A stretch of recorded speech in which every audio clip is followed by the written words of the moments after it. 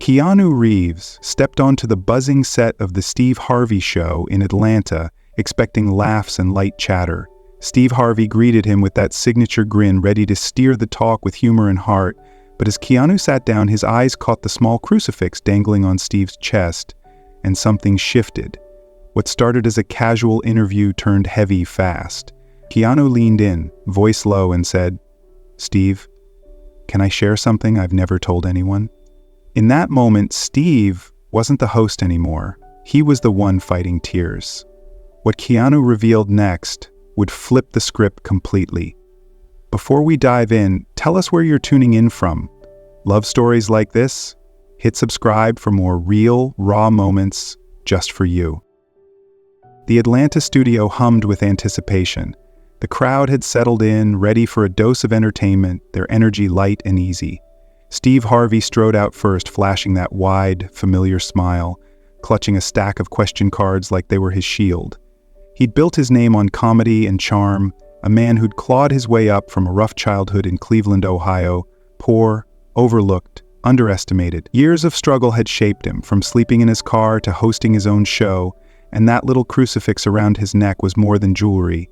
It was a quiet nod to the faith that had carried him through. "All right, y'all, we got a special one tonight," Steve boomed, his voice warm and commanding. The audience clapped, feeding off his energy. "This man don't need no introduction, but I'm giving him one anyway. He's a Hollywood legend. But that ain't why we love him. It's his heart. Give it up for Keanu Reeves." The crowd erupted, cheers bouncing off the studio walls as Keanu stepped out. He kept it simple. Black jeans, black shirt, a plain blazer. No flash, no fuss, just him. He raised a hand, gave a shy wave, and flashed a half smile, clearly uneasy with the spotlight. Keanu settled into the chair across from Steve, his posture relaxed but his eyes sharp. Steve leaned in, grinning. "Man, they call you the last good guy in Hollywood. The internet's obsessed. Keanu helping crew on set? Keanu giving up his subway seat? What's the deal?" Keanu chuckled, a soft, almost self-conscious sound. "I'm just a guy trying to do my best," he said, his voice low and steady. The crowd laughed, charmed by his humility, but Steve caught something else, a flicker in Keanu's expression, a depth that didn't match the easy vibe. Steve flipped through his cards, keeping the tone light. "All right, let's talk movies. John Wick, The Matrix, you've done it all. What keeps you going?" Keanu paused, his fingers tapping lightly on his knee. "It's the people," he said finally. "The ones behind the scenes, the ones who show up every day. That's what matters." His words landed simple but heavy, and Steve nodded, sensing there was more beneath the surface. He'd hosted enough guests to know when someone was holding back, not out of secrecy, but out of habit. Keanu shifted in his seat, his gaze drifting to the crucifix on Steve's chest. It wasn't dramatic, just a quick glance, but Steve noticed. "You wear that every day?" Keanu asked, his tone curious, not probing. Steve touched the cross instinctively, smiling. "Yeah, man, keeps me grounded. Reminds me where I came from." Keanu nodded, like he understood more than he let on. "I get that," he said quietly. "Roots matter."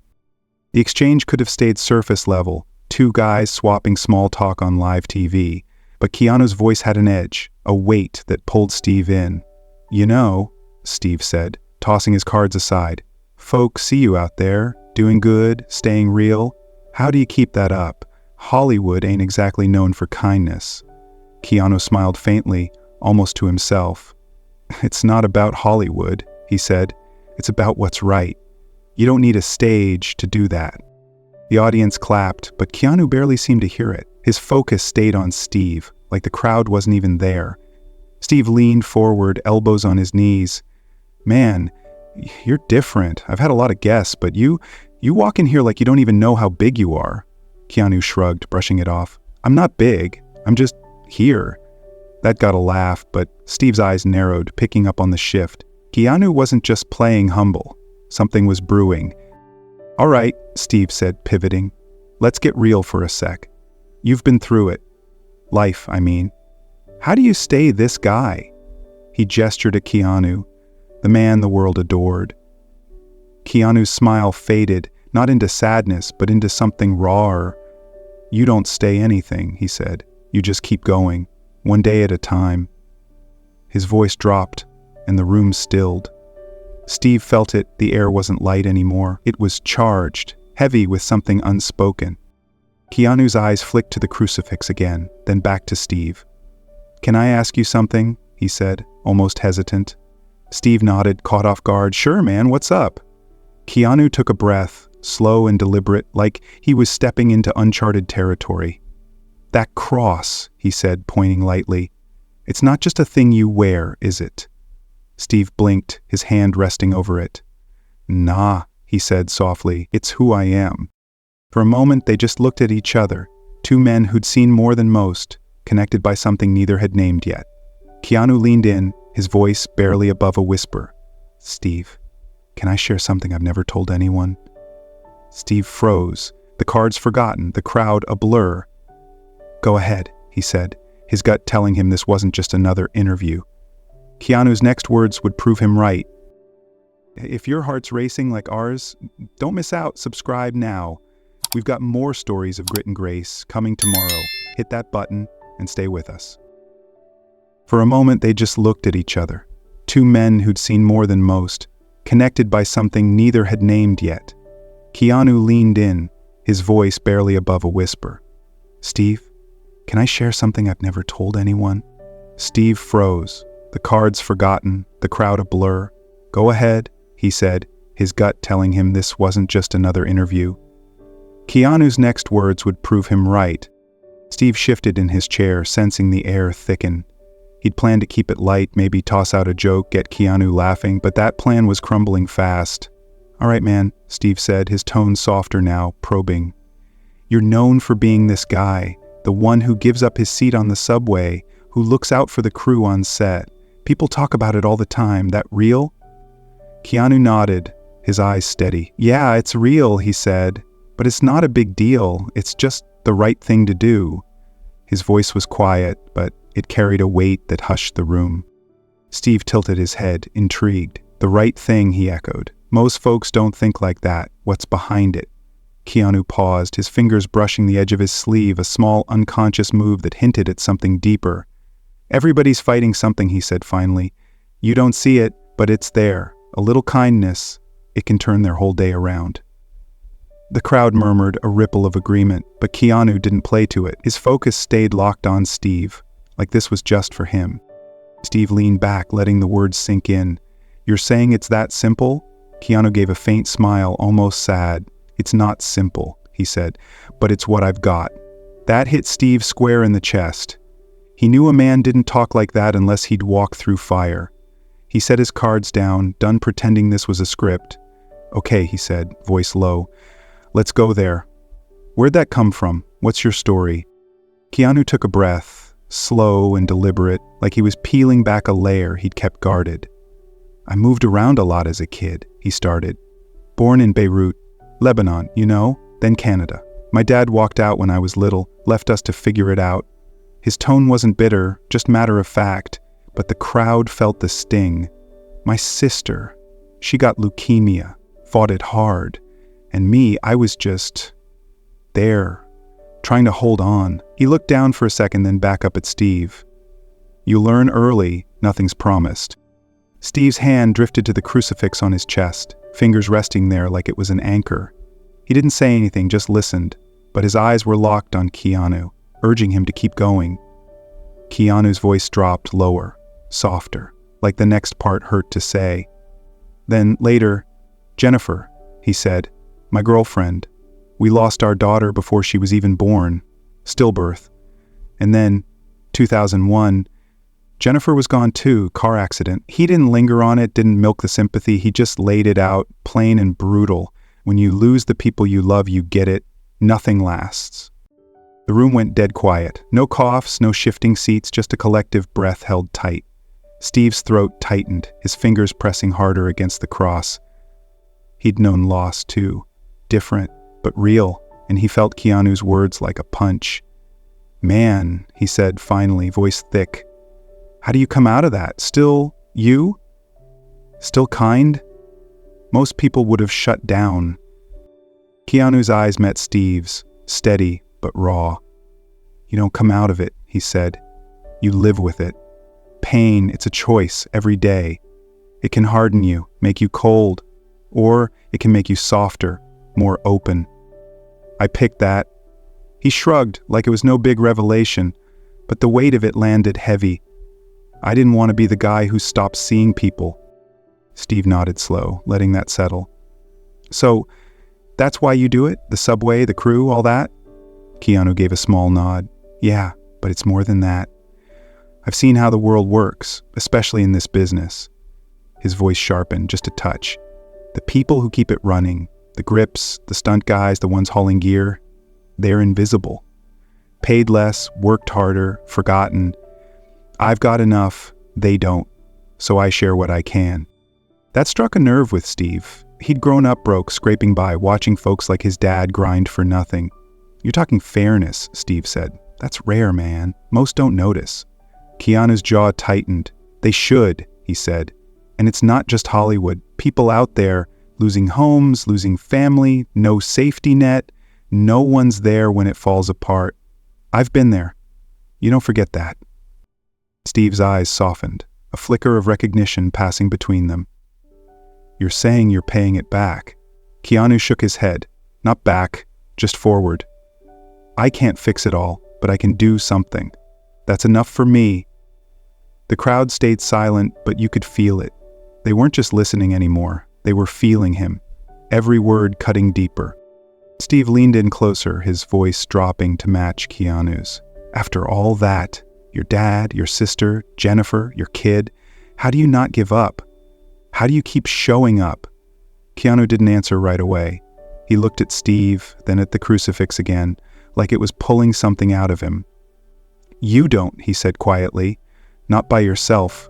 Something's got to pull you through. Steve's breath caught. He knew that tone, that look. What pulled you? He asked, almost afraid of the answer.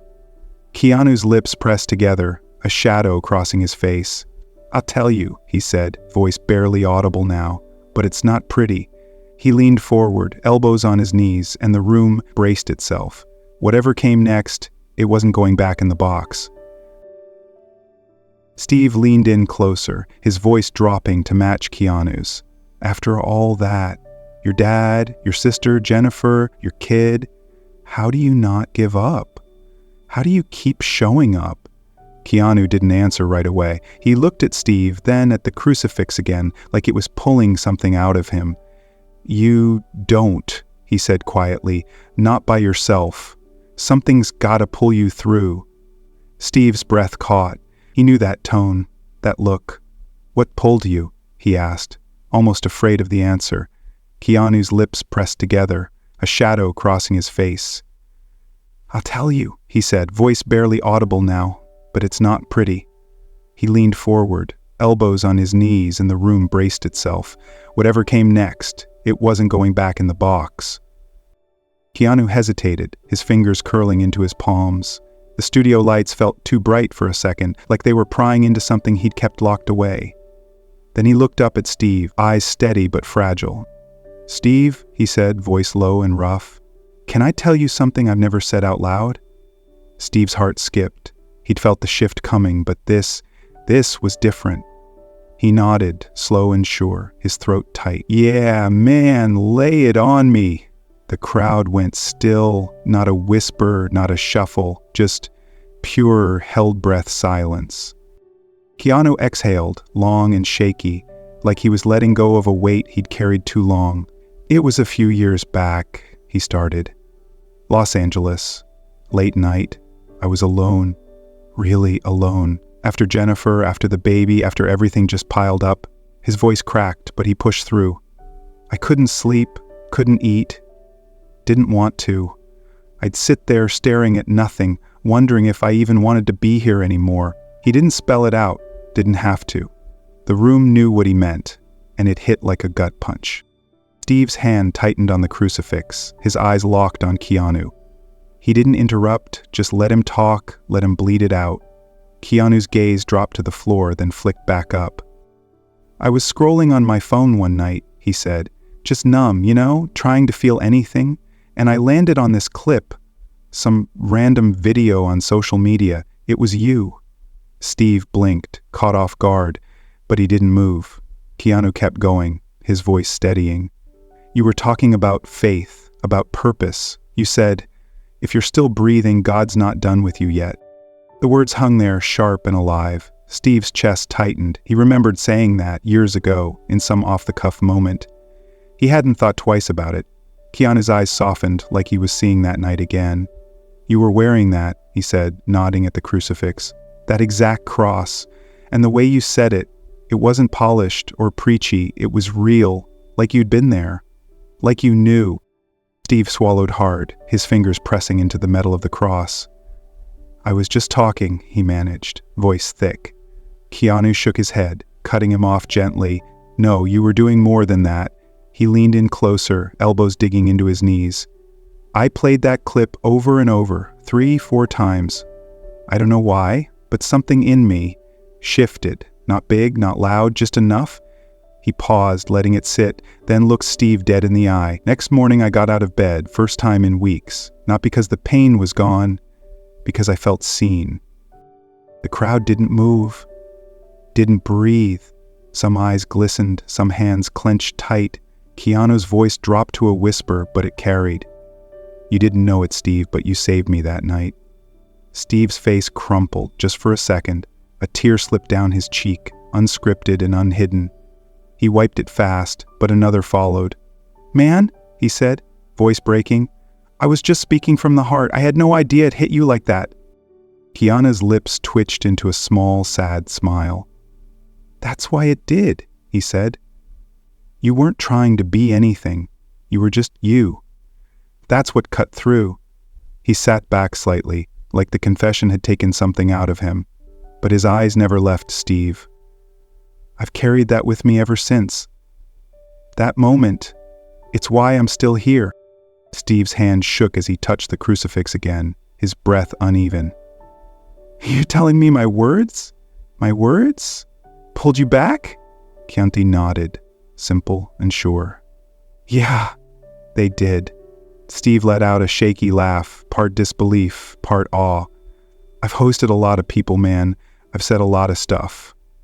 But this, he trailed off, eyes wet, shaking his head. This is something else. Keanu's expression softened, but there was a fire behind it now. You don't get it yet, he said. You think you're just a host, a comedian. But you're more than that. That night you were a lifeline. Steve stared at him, stunned, the tears still coming. He tried to speak, but the words caught. Keanu didn't push. Just let him feel it, let it land. The room felt smaller, the air thick with something holy. Steve finally found his voice, raspy and raw. Why me, though? Out of everybody, why'd it have to be me? Keanu's answer came quiet, but it hit like thunder. Because you've been broken too, he said, and broken people know how to reach the dark.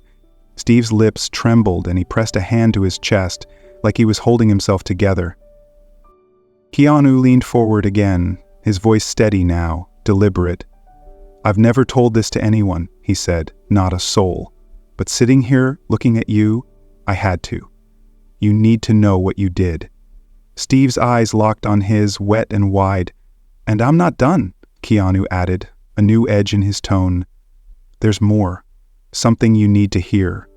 The crowd leaned in, hearts pounding. Steve wiped his face, bracing himself. Whatever came next, it was going to change everything. The crowd leaned in, hearts pounding. Steve wiped his face, bracing himself. Whatever came next, it was going to change everything. Keanu sat there, steady, but unguarded, his confession still echoing in the silence. Steve's hand lingered on the crucifix, his eyes searching Keanu's face. Man, he said, voice hoarse, you just laid it all out there. I don't even know where to go with that. Keanu gave a small nod, like he hadn't expected anything less. You don't have to go anywhere, he said. Just listen. Steve let out a shaky breath, settling back in his chair. He'd been blindsided, Keanu's story hitting him harder than he'd ever admit on air. But something in those words, in that raw honesty, cracked him open too. All right, he said, his tone softer now, almost reverent. I'm listening. But you got me thinking about my own mess. He paused, glancing at the crowd, then back at Keanu. I wasn't always this guy, you know. the suit, the show. It's a long way from where I started. Keanu tilted his head, curious but patient. Steve's fingers brushed the crucifix again, a reflex he didn't hide. I grew up broke, he said. Cleveland, Ohio, nothing to my name. Dad worked himself to death for pennies and we still had nothing. I was a nobody, dropped out, drifting. Ended up homeless for a while, sleeping in my car, eating whatever I could scrape up. His voice dipped, heavy with memory. I doubted myself every day, thought I wasn't good enough for anything, let alone talking about faith. Keanu's eyes softened, a flicker of recognition passing between them. I know that feeling, he said quietly. Like you're invisible. Steve nodded, a lump rising in his throat. Yeah, man, exactly. I'd look in the mirror and think, who am I kidding? I ain't nobody. But somebody out there gave me hope. Pulled me up when I couldn't do it myself. He tapped the cross lightly. This kept me going. Keanu leaned forward, elbows on his knees, like he was meeting Steve halfway. That's what I'm saying, he said. You've been there. That's why you reached me. Steve shook his head, still reeling. But it's more than that, he said, his voice gaining strength. I see it every day. People like me, people like you getting crushed. Down here in Atlanta, I walk past folks who've got nothing, no home, no help, families losing kids to sickness like your sister, and the system just shrugs. His jaw tightened, frustration bleeding through. I've seen moms crying outside hospitals, begging for care they can't afford. Dudes working 3 jobs still can't eat. It's wrong, man. And I keep asking, God, what am I supposed to do about it? I'm just one guy. Keanu's gaze sharpened, like he'd been waiting for this. You're not just one guy, he said. You're proof it doesn't take much to change something. Steve blinked, caught off guard again. Proof? Keanu nodded, his voice low but firm. Yeah. That night in L.A., you didn't have a plan to pull me out. You were just real, and that was enough. He pointed at the crucifix, a quiet intensity in his gesture. That cross? It's not just a thing you wear, Steve. It's a beacon. You're a preacher, man, whether you see it or not. Steve's breath hitched. A preacher? He laughed, short and shaky, wiping at his eyes. I ain't got no robe, no pulpit. Keanu didn't flinch. You don't need 'em, he said. You've got this. He tapped his chest right over his heart. And you said it yourself, in that video. God doesn't pick the perfect, he picks the broken to heal the broken. That's you. The words landed like a stone in still water, ripples spreading through Steve's chest. He remembered that moment, late night, no script, just him pouring out his soul online. He'd never thought it'd mean this much. You're quoting me to me, he said, half smiling through the tears. Keanu's lips twitched, a rare hint of warmth. Had to, he said. You forgot how big it is. Steve sat back, hands clasped tight, like he was holding on to something fragile. I don't know, man, he said. I spent my life trying to make people laugh, keep them going. But this feels different. Keanu's voice came steady, cutting through the doubt. It is different. You're not just making him laugh, you're giving him something to hold on to. Like you did for me. The room felt alive now, electric with something bigger than either of them. Steve looked out at the crowd, then back at Keanu. You really believe that? He asked, voice raw. That I'm doing something more? Keanu didn't hesitate. I know it, he said. I'm standing here because of it. That broke something in Steve. He stood up, slow and unsteady, his chest heaving. Keanu rose too, meeting him eye to eye. For a moment they just stood there. 2 men who'd walked through hell, staring down a truth neither had expected. Steve's hand shot out, pulling Keanu into a hug, tight and unscripted. Keanu hugged back, no hesitation, no cameras in mind, just them. The crowd rose to their feet, silent, reverent. No applause, no cheers, just a shared, sacred stillness.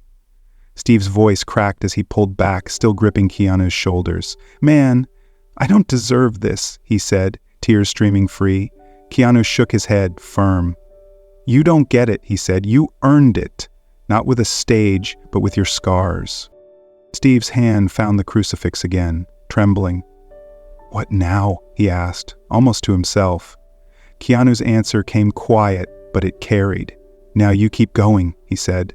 and I've got something else. Something that's gonna shift everything for you, like you did for me." Steve's eyes widened, a mix of fear and wonder. The air stilled again, heavy with promise. Whatever Keanu had left to say, it wasn't over yet. Steve's eyes widened, a mix of fear and wonder. The air stilled again, heavy with promise. Whatever Keanu had left to say, it wasn't over yet. Keanu stood there, hands loose at his sides, his gaze steady on Steve. The crowd held its breath, the silence stretching tight. Steve let go of Keanu's shoulders, stepping back just enough to steady himself. "All right, man," he said, voice still raw from the hug. "What's this shift you're talking about? Lay it on me." Keanu took a slow breath, like he was measuring his words. "I've been doing something," he said, his tone quiet but firm. "Something I haven't told anyone. Not the press, not my team. A couple years back, after that night in LA, I started a fund. Small, nothing flashy. It's for the people who keep things running. Crew on sets, stunt folks, the ones nobody sees. And families stuck with medical bills they can't pay, like my sisters." He paused, eyes flicking to Steve's crucifix, then back. "It's not about fixing everything. It's about giving them a shot." Steve's jaw dropped slightly, processing. "You've been doing that? Quiet like that?" Keanu nodded, a faint smile tugging at his lips. "Yeah, but it's not enough, not by myself." He stepped closer, voice dropping. "I want you in on it, Steve. Not for headlines, not for clout. For them. For healing." Steve blinked, stunned, his hand brushing the cross again. "Me?" he said, almost a whisper. "Why me?" Keanu's answer came quick. "Sure, because you get it," he said. "You've lived it, the struggle, the doubt, the fight. You've got a voice they trust. We can do more together." Steve's chest heaved, emotions swelling up again. He looked at Keanu, then out at the crowd, then back. "Man, I don't know if I'm worth all that," he said, voice cracking, "but if you believe I've got something to give, I'm in. I'll do it." Keanu's smile widened, just a touch, not triumphant, but relieved. "Good," he said. "That's all I needed to hear." Steve let out a shaky laugh, wiping his eyes. He turned to the audience, his hands spread wide. "Y'all hear that?" he said, his voice rising with a mix of awe and grit. "You don't have to be some big shot to make a difference. You just gotta show up, broken, messy, whatever. That's enough." The crowd stirred, a quiet wave of nods and soft murmurs rippling through. Steve looked back at Keanu, reaching out. Keanu took his hand, and they raised their clasped hands high. A simple gesture, no fanfare, just two guys who'd found something real. The studio lights dimmed slow, framing them in a soft glow. Neither said another word. They didn't need to. The moment spoke for itself. As the show cut to black, a message flashed on the screen. When hope found the wounded. No music swelled, no applause roared. Just silence, heavy with meaning. This wasn't a fairy tale ending. No miracles dropping from the sky. It was a beginning. Raw, human, grounded in a promise. Keanu and Steve weren't saving the world, but they were starting somewhere, and in that, the crowd, the viewers, anyone listening, they saw it too. A spark of connection, a call to keep going, one small step at a time. What Keanu and Steve showed us is that life's deepest scars can become its greatest strengths. You don't need fame or perfection to matter, just a willingness to see others, to share what you've got, even when it's not much. Keanu turned his pain into purpose. Steve turned his voice into a lifeline. In our own lives, it's the same. A kind word, a helping hand, a quiet stand against what's wrong. It all counts. We're all broken somehow, but that's where the light gets in. So take that step. Reach out, lift someone up. It's not about fixing everything. It's about starting. Thanks for joining us on this journey. Your support means the world. Drop a comment. Where are you watching from? Hit like, subscribe, and let's keep spreading hope together.